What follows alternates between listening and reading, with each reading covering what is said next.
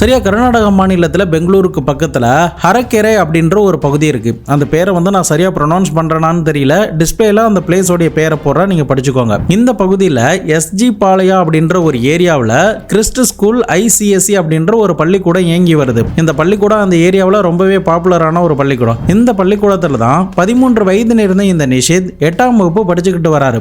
இவருடைய வீடு அந்த பள்ளிக்கூடத்தில் இருந்து 6 கிலோமீட்டர் தள்ளி இருக்கிற சாந்திகேதன் லேஅவுட் என்ற ஏரியாவில் தான் இருக்கு.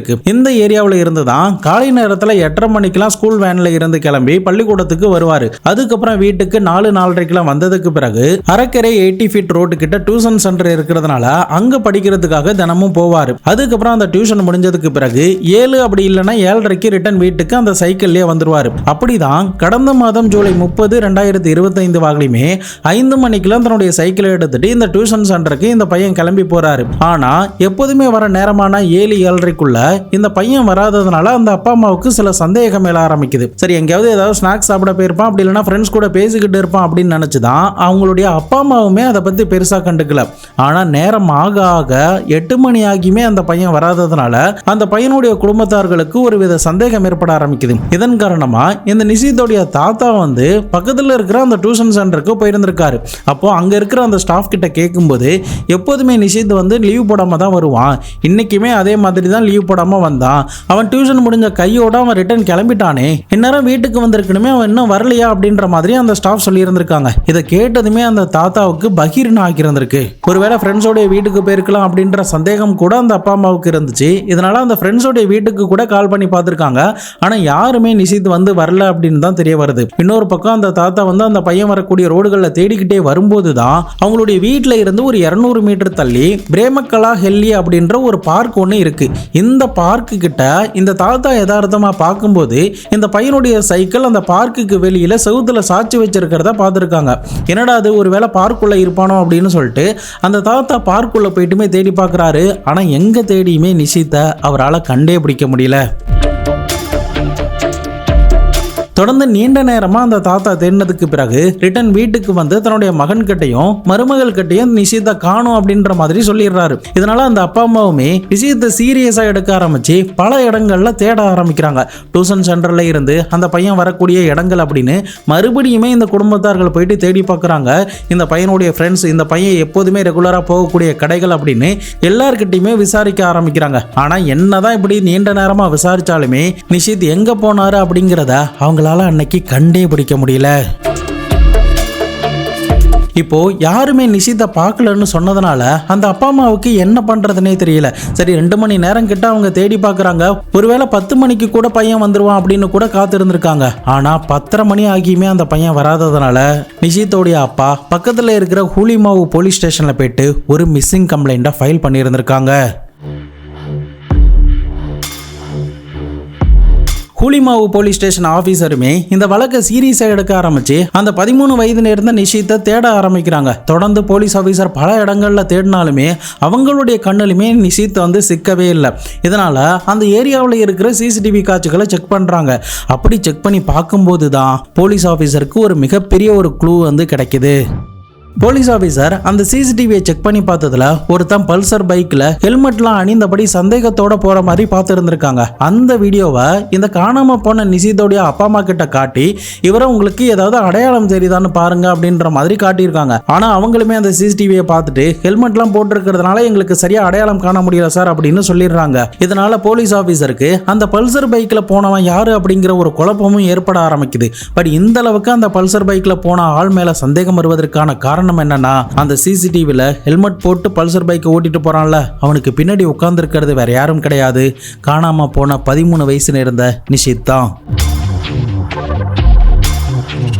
நிஷித்தோடைய ஃபேஸ் ரியாக்ஷன்லாம் பார்க்கும்போது சந்தோஷமா ஏற்கனவே நல்லா பழகின ஆள்கிட்ட ஒரு ஆள் எப்படி கம்ஃபர்டபுளா இருப்பாங்களோ அந்த மாதிரியான கான்வர்சேஷனோட தான் நிஷித் போற மாதிரி தெரிஞ்சிருந்திருக்கு. இதனால கண்டிப்பா இந்த குடும்பத்துக்கு யாரோ தெரிஞ்ச ஒரு நபர் தான் இந்த நிஷித்தை கடத்திருக்கணும் அப்படின்ற முதல் சந்தேகம் போலீஸ் ஆபீசருக்கு எழ ஆரம்பிக்குது. இப்படி தொடர்ந்து போலீஸ் ஆபீசர் CCTV காட்சிகளை செக் பண்ணிக்கிட்டே இருந்த இந்த நேரத்துல தான் இன்னொரு பக்கம் இந்த பையனுடைய அம்மாவுக்கு நள்ளிரவு 1 மணிக்கு ஒரு மர்மமான ஒரு போன் கால் ஒன்று வருது. ஆனா அந்த போன் கால் வந்ததுக்கு பிறகுதான் இந்த மொத்த குடும்பமுமே ஆடி போக போகுது அப்படிங்கிறது அன்னைக்கு யாருக்கும் தெரியாமலே போகுது.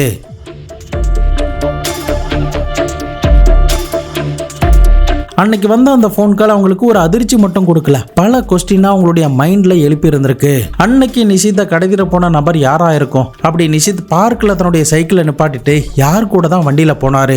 போலீஸ் ஆபீசர் அதை கண்டுபிடிச்சாங்களா இல்லையா? கடந்த மாதம் கர்நாடக போலீஸுக்கு மிகப்பெரிய சவாலா இருந்த ஒரு கொடூரமான மிக அரக்கத்தனமான சம்பவத்தை பத்தி தான் இன்னைக்கான வீடியோல பார்க்க போறோம். ஒவ்வொரு பேரண்ட்ஸுமே இந்த வீடியோவை கண்டிப்பா பார்க்கணும். ஸோ அதனால எந்த இடத்துலையுமே மிஸ் பண்ணாம தொடர்ந்து பாருங்க. நான் உங்கள் Babu Shankar, welcome to Babu Shankar files.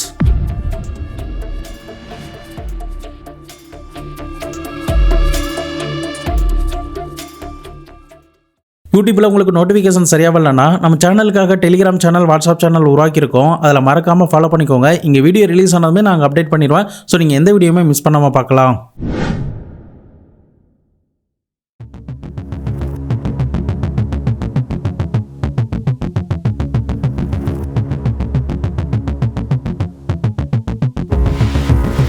13 வயது நேர்ந்த இந்த நிஷித்தோடைய அப்பா பெயர் ஜேசி அச்சுத், அம்மா பெயர் சவிதா. இதில் அப்பா வந்து ஒரு பிரைவேட் காலேஜில் ப்ரொஃபஸராக வேலை பார்த்துக்கிட்டு இருக்காங்க. அம்மா வந்து ஐடி கம்பெனியில் வேலை பார்த்துக்கிட்டு இருக்காங்க. இந்த நிஷித் அந்த அப்பா அம்மாவுக்கு ஒரே மகன் தான். மேற்கொண்டு தன்னுடைய தாத்தா கூட தான் நல்ல விதமாக எந்த பிரச்சனையுமே இல்லாமல், பொருளாதார ரீதியாகவும் எந்த பிரச்சனையுமே இல்லாமல் இந்த குடும்பத்தார்கள் அந்த வீட்டில் சந்தோஷமாக வாழ்ந்துக்கிட்டு வராங்க. மேற்கொண்டு இந்த பையனுக்கு சைக்கிள் ஓட்டுறதுனா பிடிக்கும், ஃபுட்பால் ஆடுறதுனாலுமே ரொம்ப பிடிக்கும். இப்படி சந்தோஷமாக தன்னுடைய பள்ளிக்கூட நாட்களை நகர்த்தி போன நேரத்துல தான் இந்த பையன் மர்மமான முறையில் டியூஷன் போன நேரத்தில் காணாம போயிருக்காரு. நேரம் ஆக ஆக இந்த விஷயம் சீரியஸ் ஆக ஆரம்பிச்சதுமே ஹுலிமாவு போலீஸ் ஸ்டேஷன் அதிகாரிகள் தங்களுடைய ஹையர் ஆபீசருக்கு இந்த தகவலை கொடுக்கறாங்க. இந்த நேரத்தில் தான் நள்ளிரவு 1 மணிக்கு நிஷித்தோடைய அப்பா அம்மாவுக்கு ஒரு மர்மமான ஒரு வாட்ஸ்அப் கால் வந்திருக்கு. அந்த வாட்ஸ்அப் காலில் பேசின ஒரு மர்ம மனிதர் என்ன சொல்றான்னா, நான் உங்களுடைய குழந்தைய கடத்தி வச்சிருக்கேன், நான் எதுவுமே பண்ண மாட்டேன், நீங்க பயப்படலாம் வேண்டாம், எனக்கு தேவை 5 லட்ச ரூபா பணம் மட்டும்தான், அந்த 5 லட்ச ரூபா பணத்தை கொடுத்துட்டீங்கன்னா கண்டிப்பா உங்க பையனை வந்து நாங்க சேஃபா உங்ககிட்ட ரிட்டர்ன் பண்ணிடுவோம் அப்படின்ற மாதிரி கேட்டிருந்திருக்கான். அழுதபடியா அந்த அம்மாவான சவிதா என்ன சொல்றாங்க, சார் என்னுடைய குழந்தைய எதுவும் பண்ணிடாதீங்க, நான் நீங்க கேட்குற பணத்தெல்லாம் ரெடி பண்ணி உடனே கொடுத்துட்றேன், எங்க வரணும் எப்போ வரணும்னு மட்டும் சொல்லுங்க, எனக்கு எங்க பையன் தான் ரொம்ப முக்கியம், பணம் முக்கியம் இல்லை அப்படின்ற மாதிரி அழுதபடியா அந்த கிட்னாப்பர் கிட்ட பேசுறாங்க. அதுக்கப்புறம் அந்த கிட்னாப்பர் நான் எங்க வரணுங்கிறத நான் லேட்டா சொல்றேன், மெசேஜ் பண்றேன் அப்படின்னு சொல்லிட்டு அந்த போன் காலை கட் பண்ணி இருந்திருக்கான். இது எல்லாத்தையுமே பக்கத்திலேயே வந்து அந்த நிஷித்தோடைய அப்பாவும் கேட்டுக்கிட்டு இருக்காரு. அப்போ அந்த ஃபோன் கால் கட் ஆனதுமே நிஷித்தோடைய அம்மா என்ன சொல்றாங்கன்னா, நாம வந்து அவன் கேட்குற பணத்தை வந்து கொடுத்துடலாங்க, நமக்கு நம்ம பையனுடைய லைஃப் தான் முக்கியம் அப்படின்ற மாதிரி சொல்றாங்க. ஆனா நிஷித்தோடைய அப்பா மட்டும் ஸ்மார்ட்டா என்ன சொல்றாருன்னா, அவங்ககிட்ட என்னதான் நம்ம பணம் கொடுத்தாலும் எந்த கேரண்டியில பையனை வந்து சேஃபா நம்ம கிட்ட ரிட்டர்ன் பண்ணுவோம் அப்படிங்கிறத நம்ம எப்படி நம்புறது? ஒருவேளை நம்ம கிட்ட பணத்தை வாங்கிட்டு பையனை நம்ம கிட்ட ரிட்டர்ன் பண்ணலன்னா என்ன பண்றது? அதனால கண்டிப்பா நம்ம போலீஸ் கிட்ட தான் போய் ஆகணும் அப்படின்னு சொல்லிட்டு நடந்த விஷயங்கள் எல்லாத்தையுமே நிஷித்தோடைய அப்பா போலீஸ் கிட்ட சொல்லி இருந்திருக்காரு. போலீஸுமே இந்த வழக்குல போன் கால் வந்த அந்த நம்பரை எடுத்து சைபர் கிரைம் டீமுக்கு அனுப்பி வைக்கிறாங்க. அதுக்கப்புறம் இந்த வழக்கு இன்னும் வீரியம் எடுக்க ஆரம்பிக்கிறதுனால இந்த வழக்குக்காக ஒரு 20 போலீஸ் ஆபீசர் நியமிக்கப்படுறாங்க. அந்த ஏரியாவுடைய எஸ்பியான CK பாபா, டிசிபியான நாராயணன் அப்படின்னு எல்லாருமே சம்பவ இடத்துக்கு வந்து அந்த பெற்றோர்களுக்கு ஆறுதல் சொல்லி இருந்திருக்காங்க. அதுக்கப்புறம் இந்த வழக்கை முன்னின்று நடத்துவதற்காக இன்ஸ்பெக்டர் குமாரசாமி மற்றும் சப் இன்ஸ்பெக்டரான அரவிந்த் குமார் அப்படின்ற 2 பேர்கிட்ட பொறுப்புகள் கொடுக்கப்பட்டிருந்திருக்கு. அதன் அடிப்படையில் இந்த 2 போலீஸ் ஆபீசரும் இந்த அப்பா அம்மாவுமே லீட் பண்ணி தங்களுடைய டீமையுமே அடுத்த கட்டத்துக்கு லீட் பண்ண ஆரம்பிக்கிறாங்க. இந்த நேரத்துல தான் அதே நம்பர்ல இருந்து ஒரு மெசேஜ் நிஷித்தோடைய அம்மாவுக்கு வந்திருக்கு. அந்த மெசேஜ்ல பக்கத்துல இருக்கிற மெட்ரோ ஸ்டேஷனுக்கு 5 லட்ச ரூபா பணத்தை எடுத்துடுவாங்க, ஆனா நீங்க போலீஸ் கிட்ட எல்லாம் போக கூடாது, ஒருவேளை நீங்க போலீஸ் கிட்ட போயிருந்தீங்கன்னா கண்டிப்பா உங்க மகனை உயிரோட பார்க்க முடியாது அப்படின்னு அந்த மெசேஜை ஹிந்தியில அனுப்பி இருந்திருக்காங்க. ஸோ இதை வச்சு பார்க்கும்போது போலீஸ் ஆபீசருக்கு என்ன சந்தேகம் ஏற்படுதுன்னா, ஒருவேளை நார்த் இந்தியனா இருப்பானோ அப்படின்ற சந்தேகம் தான் எழ ஆரம்பிக்குது. இதன் காரணமா நிஷித்தோடைய அப்பா அந்த 5 லட்ச ரூபா பணத்தை எடுத்துக்கிட்டு அவன் சொன்ன அந்த மெட்ரோ ஸ்டேஷனுக்கு போறாரு. போலீஸ் ஆபீசருமே இன்னொரு பக்கம் மஃப்டில யாருக்கும் எந்த சந்தேகமும் வந்துடாத அளவுக்கு இவரை சீக்கிரட்டா ஃபாலோ பண்ணபடி அந்த மெட்ரோ ஸ்டேஷனுக்கு போறாங்க. ஆனா நீண்ட நேரம் ஆகியுமே யாருமே வந்து அவர்கிட்ட எந்த ஒரு பணத்தையுமே வாங்கவே இல்லை.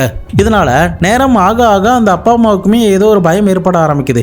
ஏதாவது அதுக்கப்புறம் ஃபோன் கால் வருமா அப்படின்னு சொல்லிட்டு அவங்க நீண்ட நேரம் காத்துக்கிட்டு இருந்த நேரத்துல தான் மறுபடியுமே அந்த பையனுடைய பையனுடைய அம்மாவுக்கு ஒரு மெசேஜ் ஒன்று வருது. அந்த மெசேஜ்ல பக்கத்துல இருக்கிற வேகா சிட்டி மால் கிட்ட எதிர்த்த மாதிரி ஒரு டஸ்ட்பின் ஒன்று இருக்கு. அந்த டஸ்ட்பின்ல அந்த காசை தூக்கி போட்டுட்டு போங்க, நீங்க அங்கிருந்து தூக்கி போட்டுட்டு கிளம்பி போயிடலாம், நான் அந்த காசை எடுத்துருவேன், உங்க பையனை பிக்கப் பண்றதுக்காக கொஞ்சம் தூரம் தள்ளி வெயிட் பண்ணுங்க அப்படின்ற மாதிரி சொல்லப்பட்டிருந்திருக்கு. அதன் அடிப்படையில் இந்த அப்பா அம்மா 2 பேருமே அந்த பணத்தை அவன் சொன்ன இடத்துல போட்டுட்டு அவங்க கொஞ்சம் தூரம் தள்ளி காத்துக்கிட்டு இருக்காங்க. ஆனா இந்த முறை அவங்க வந்து போலீஸ் கிட்ட போகல. ஏன்னா ஒருவேளை ஃபர்ஸ்ட் அந்த மெட்ரோ ஸ்டேஷனுக்கு வர சொன்னப்போ அந்த கிட்னாப்பர் வந்து ஒருவேளை போலீஸ் ஐடென்டிஃபை பண்ணியிருக்கலாம், அதனால நம்ம இந்த முறை போலீஸ் கிட்ட இன்ஃபார்ம் பண்ண வேண்டாம் அப்படின்னு சொல்லிட்டு அந்த அப்பா அம்மா 2 பேருமே தைரியமா அந்த பணத்தை வந்து அந்த மாலுக்கு வெளியில இருக்கிற டஸ்ட்பின்ல போட்டுட்டு கொஞ்சம் தூரம் தள்ளி காத்துக்கிட்டு இருக்காங்க. ஆனா என்னதான் அவங்க பல மணி நேரம் காத்து இருந்தாலுமே அவங்களுடைய மகன் ரிட்டர்ன் ஆகவே இல்லை. இதை தவிர அந்த பணத்தை யாருமே வந்து எடுத்துட்டே போகல. நேரம் ஆக ஆக அந்த அப்பா அம்மாவுக்கு பயமும் பதட்டமும் அதிகரிக்க ஆரம்பிக்குது. இன்னொரு பக்கம் போலீஸ் கிட்ட இந்த தகவல் எல்லாத்தையுமே சொல்றாங்க. அதுக்கப்புறம் அந்த டஸ்ட்பின்ல போட்ட பணத்தெல்லாம் எடுத்துக்கிட்டு போலீஸ் ஆஃபீஸர் தீவிரமா அந்த நம்பரை ட்ரேஸ் அவுட் பண்ண ஆரம்பிக்கிறாங்க. இன்னொரு பக்கம் அந்த அப்பா அம்மா கால் பண்ணி பார்த்தாலுமே அந்த மொபைல் வந்து சுவிட்ச் ஆஃப்னு வந்திருக்கு. இதனால எப்படி கண்டுபிடிக்க போறோம் அப்படின்ற ஒரு பதட்டத்தோடையே அந்த அப்பா அம்மா ஒன்றும் பண்ண முடியாம நின்றுகிட்டு இருந்த நேரத்தில் தான் இன்னொரு பக்கம் ஸ்டேட்டோடைய இன்டெலிஜென்ட் டீம், சென்ட்ரல் கவர்மெண்டோட இன்டெலிஜென்ட் டீம்லாம் சேர்ந்து அந்த நம்பரை ட்ரேஸ் அவுட் பண்ண ஆரம்பிக்கிறாங்க. அப்படி ட்ரேஸ் அவுட் பண்ணி பார்க்கும்போது அவுட் ஆஃப் கண்ட்ரி அப்படின்ற மாதிரி காட்டியிருந்திருக்கு. ஒருவேளை இந்த கிட்னாப்பர் வெளியூர்ல வெளிநாட்டில் இருந்தபடி தான் இது எல்லாத்தையுமே ஆப்ரேட் பண்றானோ அப்படின்ற சந்தேகம் கூட போலீஸ் ஆஃபீஸருக்கு அந்த நேரத்தில் எழுந்திருக்கு. இந்த கிட்னாப்பிங் சம்பந்தமான வழக்கில் அதிகமாக யாருமே ஈடுபட மாட்டாங்க. ஒரு சில வழக்குகளை தான் நீங்க பார்த்துருப்பீங்க. அதுக்கான காரணம் என்னன்னா இந்த கிட்னாப்பிங் பண்ணி ஒரு ஆள் கிட்ட இருந்து காசு வாங்குறதுல பெரிய ரிஸ்க் இருக்கிறதுனால கிட்னாப்பர்ஸோ கிரிமினல்ஸ் யாருமே இதுல வந்து ஈடுபடவே மாட்டாங்க. பட் இதுல தைரியமா ஒரு ஆள் ஈடுபட்டிருக்கானா கண்டிப்பா இந்த குடும்பத்தார்களுக்கு தெரிஞ்ச யாரோ ஒருத்தன் தான் இதை வந்து பக்காவா ப்ரீ பிளான் பண்ணியிருக்கான் அப்படிங்கிறது மட்டும்தான் போலீஸ் ஆஃபீஸருடைய முதல் சந்தேகமா இருக்கு. தொடர்ந்து அந்த பையன் காணாம போய் 12 மணி நேரம் கிட்ட ஆகுது. இரவு முழுக்க அந்த அப்பா அம்மா எங்க தேடினாலும் சரி, போலீஸ் ஆஃபீஸரும் எங்க தேடினாலும் சரி, அந்த கிட்னாப்பருடைய லொகேஷனையும் அவங்களால ட்ரேஸ் அவுட் பண்ண முடியல, அந்த நிஷித்தையுமே அவங்களால கண்டே பிடிக்க முடியல. இந்த நேரத்துல தான் இந்த நிஷித்தோடைய வீட்டில இருந்து ஒரு 8-9 கிலோமீட்டர் தள்ளி கக்கலிபுரா ரோட்டு கிட்ட பாறைகள்லாம் நிறைந்த ஒரு ஃபீல்டு மாதிரியான இடம் ஒன்று இருக்கு.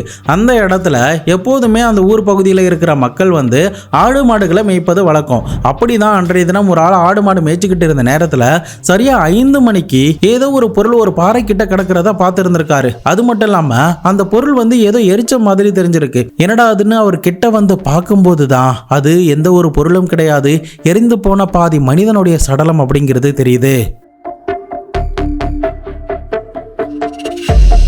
இமிடியேட்டா அவர் கொஞ்சம் கூட நேரத்தை கடத்தாம பக்கத்துல இருக்கிற போலீஸ் ஸ்டேஷனுக்கு இந்த தகவலை கொடுக்கிறாரு. பன்னர்கட்ட போலீஸ் ஆபீசருமே சம்பவ இடத்துக்கு வந்து பார்க்கும்போது அது ஒரு பையனுடைய சடலம் மாதிரி தெரியுது. அதாவது 12 வயசுல இருந்து 15 வயசுக்குள்ள இருக்கிற ஒரு பையனுடைய சடலம் மாதிரி தெரியுது. இதை தவிர அவன் முகத்தை அடையாளம் காண்டக்கூடாதுங்கிறதுக்காக முகத்தை பயங்கரமா தீ வச்சு எரிச்சிருந்திருக்காங்க. இன்னொரு பக்கம் அந்த பையனுடைய ட்ரெஸ், அந்த பையனுடைய செருப்பு அப்படின்னு எல்லாமே பாதி எரிக்கப்பட்ட நிலையில இருக்கு. இதன் காரணமா சுத்து வட்டாரம் முழுக்க ஒரு 12 வயசுல இருந்து 15 வயசுக்குள்ள யாராவது மிஸ்ஸிங் ரிப்போர்ட் ஃபைல் பண்ணிருக்காங்களா அப்படின்னு சொல்லிட்டு போலீஸ் ஸ்டேஷன்ல கேட்க ஆரம்பிக்கிறாங்க.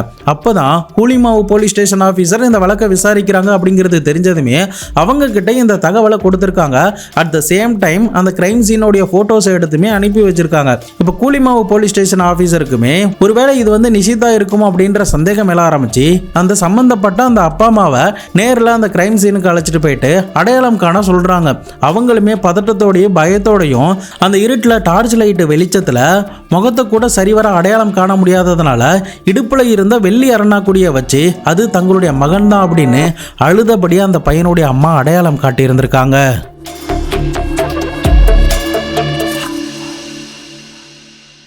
நிலைமை இதுக்கப்புறம் தான் சீரியஸ் ஆக ஆரம்பிச்சு போலீஸ் ஆஃபீஸர் அந்த இடத்துக்கு forensic officer, dog squad, police ஃபோர்ஸ்னு எல்லாருமே வரவழைக்கப்பட்டு ஒரு எவிடன்ஸ் கூட மிஸ் பண்ணாம எல்லாத்தையுமே சேகரிக்கவும் செய்கிறாங்க. அடுத்த கட்டமாக போலீஸ் ஆஃபீஸர் அந்த கிட்னாப்பர் கால் பண்ணால அந்த நம்பர் வந்து இந்த கால் வருவதற்கு முன்னாடி எங்கெங்கெல்லாம் ஆக்டிவாக இருந்துச்சு, அப்படி ஆக்டிவாக இருந்த நேரத்தில் வேற ஏதாவது ஒரு நம்பர் வந்து அந்த சேம் டவர் லொக்கேஷன்லேயே டிராவல் ஆயிருக்கா அப்படின்ற மாதிரி செக் பண்ணி பார்க்குறாங்க. அப்படி அவங்க தீவிரமாக செக் பண்ணி பார்த்ததுல தான் ஒரு நம்பர் மட்டும் பல மணி நேரமாக ஒன்னா டிராவல் இருக்கு அப்படிங்கிறது தெரிய வருது. அதுக்கப்புறம் அந்த கிட்னாப்பர் கால் பண்ண அந்த நம்பர் வந்து வெளிநாட்டில் இருக்கிற மாதிரி கூட காட்டி இருந்திருக்கு. இதனால சந்தேகமடைந்த போலீஸ் ஆபீசர் இந்த பர்சனல் நம்பர் மட்டும் எப்படி இந்த கிட்னாப்பருடைய மொபைல் செல்லக்கூடிய டவர் லொகேஷன்ல போயிருக்கு அப்படின்னு சொல்லிட்டு அது யாரு என்ன அப்படிங்கிறத செக் பண்ணி பார்க்கும்போது தான் அவங்க கொஞ்சம் கூட எதிர்பார்க்காத அளவுக்கு அவங்களுக்கு ஒரு பெரிய ட்விஸ்டே காத்துக்கிட்டு இருந்திருக்கு. எஸ், அன்னைக்கு அந்த நம்பர் வேற யாருடைய இதுவும் கிடையாது. இந்த நிஷித்தோடைய வீட்டில் பல வருஷம் நம்பிக்கையா வீட்டுக்குள்ளெல்லாம் விட்டு சாப்பாடு போட்ட மிகவும் நம்பகத்தன்மையான ஒரு ஆளான டிரைவர் குருமூர்த்தி தான். அந்த வீட்டில் இந்த டிரைவர் குருமூர்த்தி பல ஆண்டுகளாக வேலை பார்த்துக்கிட்டு வராரு. அப்படிப்பட்ட இந்த குருமூர்த்தியா தன்னுடைய மகனை கடத்தினா அப்படின்ற ஆச்சரியம் தான் அந்த அப்பா அம்மாவுக்கு பெரிய அளவுக்கு எழுந்திருக்கு. பெங்களூரில் இருக்கிற வீவர் காலனி பகுதியை சேர்ந்தவன் தான் இந்த குருமூர்த்தி. இந்த குருமூர்த்திக்கு 27 வயது ஆகுது. இவன் இதுக்கு முன்னாடி கொரோனா சமயங்களில் டிரைவ் யூ அப்படின்ற ஒரு ஆப்போடைய கம்பெனியில் இவன் ஜாயின் பண்ணி இருந்திருக்கான். இந்த டிரைவ் யூ கம்பெனியோடைய வேலை என்னன்னா, யாருக்காவது ப்ரொஃபஷனல் டிரைவர் தேவைப்பட்டா அவங்களுக்கு இந்த டிரைவரை அனுப்புவாங்க. அதாவது பிரைவேட்டாக நம்ம கிட்ட கார் இருக்கு, ஆனால் நம்ம கிட்ட டிரைவர் இல்லைன்னா அந்த டிரைவரை இந்த கம்பெனி அனுப்புவாங்க. அப்படிப்பட்ட கம்பெனியில தான் இந்த குருமூர்த்தி வேலை பார்த்துருக்கான். ஒரு நாள் சவிதாவும் அவங்களுடைய கணவரும் இந்த கம்பெனியில் டிரைவர் வேணும் அப்படின்னு சொன்னபோது இந்த குருமூர்த்தியை அனுப்பி வச்சிருக்காங்க. குருமூர்த்தியோடைய அந்த நடத்தையும் பேச்சையும் இவங்களுக்கு பயங்கரமா பிடிச்சு போக ஆரம்பிக்குது. இதனால குருமூர்த்தியோடைய பர்சனல் நம்பர் எல்லாம் வாங்கி அடிக்கடி பர்சனலாவே டிரைவர் வேலைக்கு அவங்க யூஸ் பண்ணி இருந்திருக்காங்க. முக்கியமா ஸ்கூல்ல டிராப் பண்றது, காலேஜ்ல டிராப் பண்றது, அந்த பையனுடைய அம்மா வேலை பார்க்குற இடத்துல டிராப் பண்றது, பிக்கப் பண்றது, வெளியில அவுட்டிங் போறது முதற்கொண்டு எல்லாத்துக்குமே இந்த குருமூர்த்தியை பயன்படுத்தி இருக்காங்க. ஏன் அந்த ஆப் மூலியமா பயன்படுத்தல அப்படின்னா, இந்த குருமூர்த்தி என்ன சொல்லியிருக்கானா, நான் அந்த கம்பெனி மூலியமா எனக்கு ஃபீஸ் கம்மி தான் மேம், நான் உங்களுக்கு பிரைவேட்டாவே ஓட்டி தரேன், எனக்கு கொஞ்சம் எக்ஸ்ட்ரா கொடுங்க அப்படின்ற மாதிரி கேட்டிருந்திருக்கா. அவங்களுமே கொஞ்சம் நல்லா பழகி நம்பகத்தன்மையான ஆளா இருக்கிறதுனால முழுவதுமா இந்த குருமூர்த்தியை நம்பி எந்த ஒரு போலீஸ் வெரிஃபிகேஷனுமே பண்ணாம அவனை தன்னுடைய வீட்டுக்குள்ள விட்டு. ஆனால் அந்த அப்பா அம்மாவுக்கு யாருக்குமே தெரியல. 2020 இவன் மேல கொண்டே அப்படின்ற ஒரு போலீஸ் ஸ்டேஷன்ல போக்சோ சட்டத்தின் கீழே கைது பண்ணப்பட்டிருந்திருக்கான். ஆனால் சாட்சியங்கள் சரிவர இல்லாததுனால கூட ரிலீஸ் ஆகியிருந்திருக்கான். பட் என்னதான் இவன் நல்லவன் மாதிரி இங்க வேடெல்லாம் போட்டிருந்தாலுமே அவனுடைய மனதுக்குள்ள ஒரு கெட்ட எண்ணம் மட்டும்தான் ஓடிக்கிட்டு இருந்திருக்கு. ஜேசி அச்சுத் மற்றும் சபிதாவுக்கு ஒரே ஒரு பையன் தான் இந்த நிஷித். இதனால அவங்க கிட்ட நிறைய பணம்லாம் இருக்கு. இந்த பையனுக்கு நிறைய இம்பார்ட்டன்ஸ் கொடுக்குறாங்க அப்படிங்கிறது இவனுக்கு நல்லா தெரியும். இன்னொரு பக்கம் அந்த தாத்தா நிஷித்தோடைய தாத்தாவும் அந்த வீட்டில் தானே இருக்காரு. அந்த தாத்தா புதுசாக ஒரு ப்ராப்பர்ட்டி வாங்குறதுக்காக டீலிங் பேசிக்கிட்டு இருக்காரு. இதெல்லாம் வச்சு பார்க்கும்போது இவங்க கிட்ட நிறைய பணம் இருக்கு. அந்த பணத்தை நம்ம அடிக்கணும்னா அவங்க ரொம்பவும் அன்பு காட்டுற பையனான இந்த நிஷித்தை நம்ம டார்கெட் பண்ணா நாம அவங்க கிட்ட இருந்த பணத்தை கறக்கலாம் அப்படின்னு ஒரு சதி திட்டத்துக்குள்ள இவன் ஈடுபட ஆரம்பிக்கிறான். அதன் அடிப்படையில் தான் இந்த நிஷித் எந்தெந்த நேரத்தில் இருந்து வீட்டில் இருந்து கிளம்புறான், எந்த நேரத்துக்கு எங்கெங்க போறான், என்னென்னலாம் பண்றான், டியூஷன் முடிஞ்சதுக்கு பிறகு எத்தனை மணிக்கு எந்த வழியா வரான் அப்படின்ற முதற்கொண்டு கம்ப்ளீட் டேட்டா எல்லாத்தையுமே பல நாட்கள் வாட்ச் பண்ணி நோட் பண்ணி இருந்திருக்கான். அதன் அடிப்படையில் தான் ஜூலை 30, 2025 அன்னைக்குமே நிஷித் எப்போதும் போல ஸ்கூல் போயிட்டு ரிட்டர்ன் 5 மணிக்கெல்லாம் டியூஷன் சென்டருக்கு சைக்கிள் எடுத்துட்டு போயிருந்திருக்காரு. அதுக்கப்புறம் படிச்சு முடிச்சுட்டு 7:30 மணிக்கெல்லாம் எப்போதும் போல டியூஷன் முடிஞ்சதுக்கு பிறகு தினமும் வரக்கூடிய அதே பாதைகளில் தான் வந்திருக்காரு. இந்த நேரத்துல தான் இந்த குருமூர்த்தி தன்னுடைய பல்சர் பைக்ல போயிட்டு அந்த பையனை ஸ்டாப் பண்ணி பேச ஆரம்பிக்கிறாங்க. அப்போ அந்த பையன் கிட்ட நம்ம 2 பேரும் பானிபூரி சாப்பிட போலாமா அப்படின்ற மாதிரி கேட்டிருக்கான். அந்த பையனுக்கும் இவனை ஏற்கனவே நல்லா தெரியுங்கிறதுனாலையும் ஒரு மாமா முறை அந்தஸ்துல அவன் பேசிக்கிட்டு வரதுனாலையும் முழுவதுமா குருமூர்த்தியை நம்பி பக்கத்துல இருக்கிற பானிபூரி கடைக்கு அழைச்சிட்டு போயிருந்திருக்கான். பட் குருமூர்த்திக்குமே நல்லா தெரியும் இந்த பையனை ஏமாத்த முடியாது. அதனால அவன் முழுவதுமா குருமூர்த்தியை நம்பணுங்கிறதுக்காக பானிபூரி கடைக்கு கூட்டு போயிருந்திருக்கான். அந்த இடத்துல தான் நிஷித் கிட்ட இது என்னுடைய நண்பன் அப்படின்னு 25 வயது நிறந்த கோபாலகிருஷ்ணா அப்படின்ற ஒருத்தனை இன்ட்ரோ பண்ணி வைக்கிறான். இந்த கோபாலகிருஷ்ணன் ஒரு பிரைவேட் கம்பெனில கேபிள் ஆபரேட்டரா வேலை பார்க்கிறான். இவனுக்கு ப்ரீவியஸா எந்த ஒரு கிரைம் ரிப்போர்ட்டுமே கிடையாது. ஆனா இவனுடைய நண்பனான இந்த டிரைவர் குருமூர்த்தி இந்த திட்டங்கள் எல்லாத்தையுமே சொல்லும் போது அவனுமே இதுக்கு உடந்தையா இருக்கிறான் அப்படின்ற மாதிரி சொல்லிட்டு இவன் வேலை பார்க்குற ஒரு முதியோர் இல்லத்துல இருந்து 75 வயது நிறந்த ஒரு தாத்தாவுடைய மொபைலை இவன் திருடி இருந்திருக்கான். பட் இவன் தான் திருடினா அப்படிங்கிறது அங்க இருந்த யாருக்குமே தெரியாது. அந்த தாத்தாவுமே வெளியில போய் எந்த ஒரு கம்ப்ளைண்ட்டுமே கொடுக்கல. இதை சாதகமா பயன்படுத்தி அவருடைய நம்பரை பயன்படுத்தலாம் அப்படிங்கிறது தான் இவங்களுடைய பிளானா இருந்திருக்கு. பட் அந்த தாத்தா யூஸ் பண்ணிட்டு இருந்தது ஒரு பட்டன் போனுங்கிறதுனால இந்த குருமூர்த்தி கிட்ட இருக்கிற இன்னொரு போன்ல வாட்ஸ்அப் ஒன்று லாகின் பண்ணி அதுல இருந்து தான் இந்த நிஷித்தோடைய அம்மாவுக்கு கால் பண்ணி டீலிங்லாம் பேசி இருந்திருக்கான். அதே சமயம் இப்படி கால் பண்ணி பேசினா கண்டிப்பா நம்ம போலீஸ் கிட்ட மாட்டுவோம் அப்படிங்கிறது கூட அவனுக்கு நல்லா தெரியும். ஆனா இவனுடைய அண்ணன் பெங்களூர் சிட்டியோடைய சோசியல் மீடியா டிவிஷன்ல சைபர் கிரைம்ல வேலை பார்த்து இருந்திருக்கான். தற்போதைக்கு ஒரு மிடில் மிடில் ஈஸ்ட் கண்ட்ரியில் எம்பசியில் வேலை பார்த்துக்கிட்டு இருக்கான். அப்படிப்பட்ட இவன் கிட்ட இருந்து சில நாலேஜ்லாம் ஏற்கனவே இவனுடைய அண்ணன் வேலை பார்த்து இருந்த நேரத்தில் தெரிஞ்சிருந்திருக்கான். அதாவது விபிஎன், VoIP, அதாவது வாய்ஸ் இன்டர்நெட் கால் பண்ணுறது எப்படி, அதுவும் லொக்கேஷன்லாம் எப்படி சேஞ்ச் பண்ணுறது அப்படின்ற முதற்கொண்டு எல்லா நாலேஜுமே எல்லா டெக்னாலஜியுமே தன்னுடைய அண்ணனுடைய மூலியமாக இவனுக்கு தெரிஞ்சிருந்திருக்கு. அதை தான் இந்த கிட்னாப்பிங்லையுமே எக்ஸிக்யூட் பண்ண ஆரம்பிக்கிறான். இவன் என்ன பண்ணியிருந்திருக்கான், VPN அந்த VoIP அப்படின்ற டெக்னாலஜிலாம் பயன்படுத்தி இவனுடைய லொக்கேஷன், அதாவது அந்த முதியோர் இல்லத்திலேருந்து ஒரு தாத்தா கிட்ட இருந்து மொபைல் திருநானுங்களா அவருடைய நம்பர்ல இருந்து தான் இந்த நிஷிதோடைய அம்மாவுக்கு கான்டாக்ட் பண்றாங்க. அந்த லொகேஷனும் வெளிநாட்டில் இருக்கிற மாதிரி ஒரு VPN எல்லாம் போட்டு கிரியேட் பண்ணி இருந்திருக்கானுங்க. இப்போ இது எல்லாமே பக்காவா முடிச்சதுக்கு பிறகு இப்போ உண்மையிலேயே சவிதா இந்த பையனுடைய அம்மா போலீஸ் கிட்ட போயிருக்காங்களா இல்லையா அப்படிங்கறத உறுதிப்படுத்தணுங்கிறதுக்காக நீங்க மெட்ரோ ஸ்டேஷன் வாங்க, அங்க நான் அந்த பணத்தை வாங்கிக்கிறேன் அப்படின்ற மாதிரி சொல்லிடுறான். அதன் அடிப்படையில் அந்த மெட்ரோ ஸ்டேஷனுக்கு சீக்கிரட்டா போயிருந்திருக்கான். ஆனா போலீஸ் ஆஃபீஸர் மஃப்டில இருக்கிறத தெரிஞ்சுக்கிட்டு இமிடியேட்டா அங்க இருந்து கிளம்பி போயிருக்கான். அதுக்கப்புறம் தான் வேகா சிட்டி மாலுக்கு வெளியில இருக்கிற டஸ்ட்பின்ல அந்த காசை தூக்கி போட்டுட்டு போங்க, நான் எடுத்துக்கிறேன், உங்க பையனையுமே அனுப்பிடுறேன் அப்படின்ற மாதிரி பேசியிருந்திருக்கான். ஆனா என்னதான் இந்த அப்பா அம்மா அவன் சொன்ன மாதிரி பணத்தெல்லாம் போட்டிருந்தாலுமே இவனுக்கு அந்த பணத்தை எடுக்க வரதுக்கு தைரியம் கிடையாது. எப்படியும் நம்ம போலீஸ் கிட்ட மாட்டிப்போம், அப்படி இல்லைன்னா இவங்க ஒருவேளை நம்மளை பார்த்துருவாங்களோ அப்படின்ற ஒரு பயமும் அவனுக்கு இருந்துச்சு. இதன் காரணமா அந்த பணம்லாம் வேண்டாம், இதுல இருந்து தப்பிச்சா போதும் அப்படின்னு சொல்லிட்டு ஒரு விபரீதமான ஒரு முடிவை அப்பதான் எடுக்க ஆரம்பிக்கிறான். ஒரு கட்டத்தில் பணம் வேணான்னு டிசிஷன் எடுத்ததுக்கு பிறகு நிஷித் பானிபூரி சாப்பிட்டதுக்கு பிறகு சீக்கிரட்டான ஒரு இடத்துல வாயெல்லாம் கட்டி கடத்தி வச்சிருக்காங்க. அதுக்கப்புறம் பணம் வேண்டான்னு டிசிஷன் எடுத்ததுக்கு பிறகு அந்த பையனை கொடூரமான முறையில் அடிச்சு கத்தியால கழுத்தை அறுத்து விட்டுருக்கானுங்க. ஒரு கட்டத்தில் அப்பாவியான 13 வயது இருந்த நிஷித் இறந்து போனதுக்கு பிறகு அங்கிருந்து சடலத்தை எடுத்துக்கொண்டு பக்கத்தில் ஒரு 8 கிலோமீட்டர் தள்ளி இருக்கிற ஒரு பாறை நிறைந்த பகுதி கிட்ட பெட்ரோலை ஊற்றி கொளுத்திட்டு எதுவுமே தெரியாத மாதிரி அங்க இருக்கிற ஒரு ஃபாரஸ்ட் கிட்ட வெயிட் பண்ணி இருந்திருக்கானுங்க. இப்போ குருமூர்த்தியோடைய பிளான் என்னவா இருந்திருக்குன்னா, ஒருவேளை பணத்தை நம்ம அந்த அப்பா அம்மா கிட்ட வாங்கியிருந்தாலுமே இந்த நிஷித்தை உயிரோட விடுறதுலாம் அவனுடைய பிளான்லேயே இல்லை. ஏன்னா இந்த நிஷித்துக்கு இந்த குருமூர்த்தியை நல்லாவே தெரியும். ஒருவேளை அப்படி பணத்தை வாங்கிட்டு விட்டுட்டா கண்டிப்பா அந்த பையன் போய் நான் தான் அதை கடத்தினேன் அப்படின்ற மாதிரி சொல்லிடுவான்.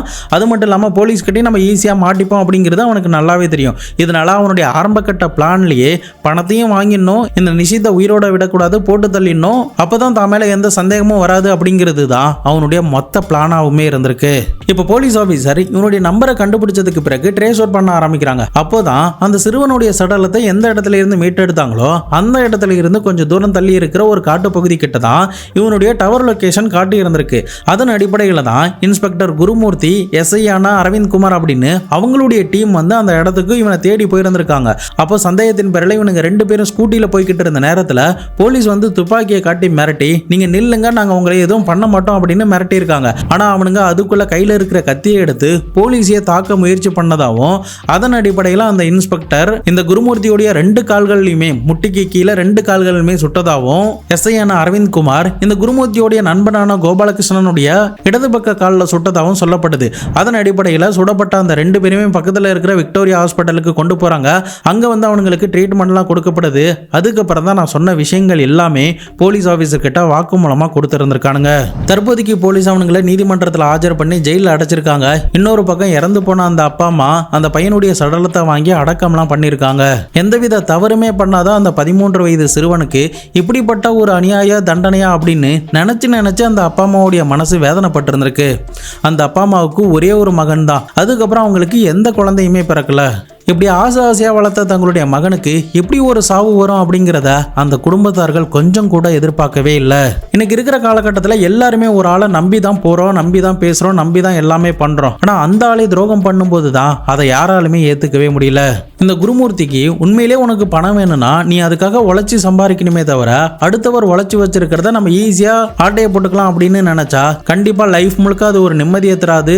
என்னைக்கா இருந்தாலும் அது பெரிய ஆபத்தில் தான் கொண்டே சேர்க்கும். அப்படிதான் இப்போதைக்கு ஒரு பெரிய ஆபத்துலையும் பெரிய சிக்கல்லையும் நம்ம மாட்ட வச்சிருக்கு அப்படின்னு நான் நம்புறேன். இந்த குருமூர்த்தி மாதிரியான நம்பிக்கை துரோகிகளும் உங்களை சுற்றி இருக்கலாம், அவங்க கிட்ட இருந்து நீங்கள் விழிப்புணர்வாக இருக்கணும் அப்படிங்கிறதுக்காக தான் இந்த ஒரு பதிவு. நீங்கள் இந்த குருமூர்த்திக்கும் அவருடைய நண்பனுக்கும் என்ன தண்டனை கொடுப்பீங்க, இந்த வழக்கை பற்றி என்ன நினைக்கிறீங்க அப்படிங்கிறத மறக்காம கமெண்ட் பாக்ஸில் சொல்லுங்கள். இதை பற்றி உங்களுடைய நண்பர்களும் தெரிஞ்சுக்கணும்னு நினச்சிங்கன்னா அவர்களுக்கும் ஷேர் பண்ணிவிடுங்க. நாளை மறுநாள் வேறு ஒரு கிரைம் கேஸோட வேறு ஒரு வீடியோவில் உங்களை சந்திக்கிறேன். அது வரைக்கும் உங்களிடமிருந்து விடைபெறுவது உங்கள் பாபு சங்கர்.